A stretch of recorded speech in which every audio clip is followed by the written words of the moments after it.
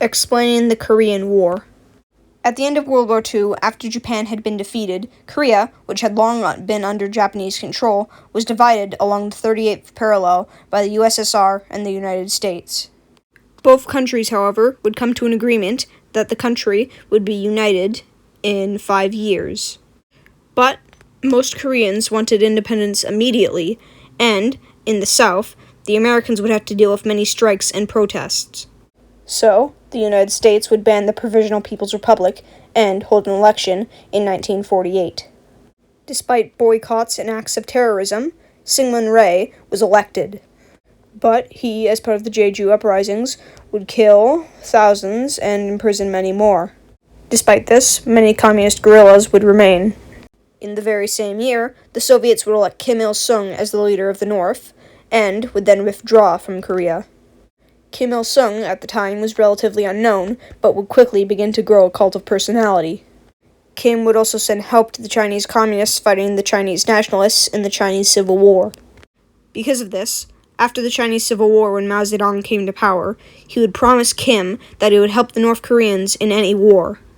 In 1949, after the Soviets tested their first nuclear bomb, Kim and Mao would receive limited support from Stalin. Stalin would send weapons to North Korea, while Kim would ready his armies.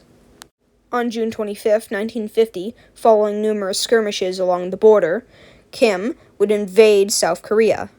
The South Koreans did not have the weaponry and manpower that the North did, and they could not stop the North's advance.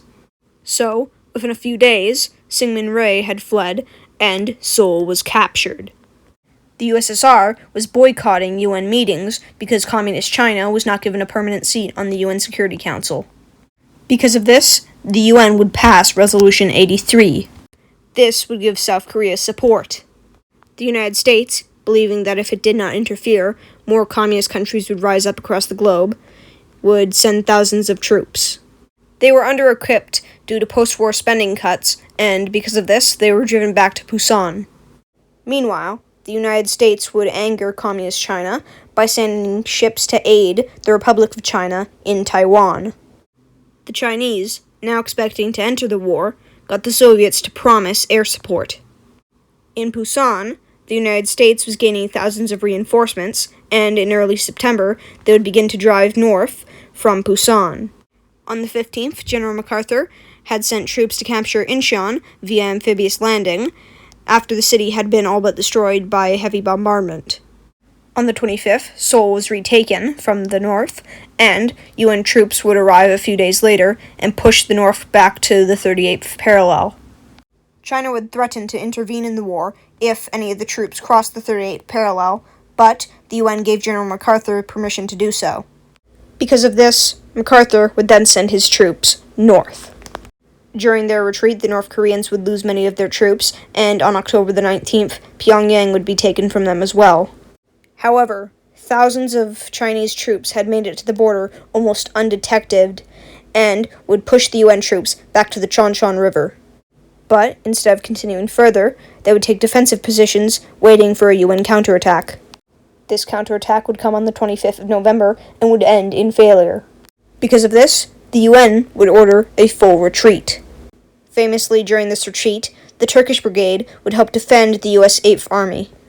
In Hungnam, ships would help evacuate troops before razing the city. The rest of the army would make it back to the 38th parallel by mid-December. The following January, there'd be another Chinese assault. By attacking at night and using trumpets and gongs to disorient the UN troops, they were able to recapture Seoul on the 4th. But they had poor supplies and poor transport, so the UN forces would be able to retake land up to the Han River in February.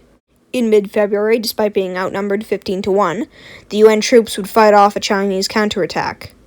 The UN would then counter with Operation Killer, intending to kill as many Chinese troops as possible, and they would then capture Seoul with Operation Ripper.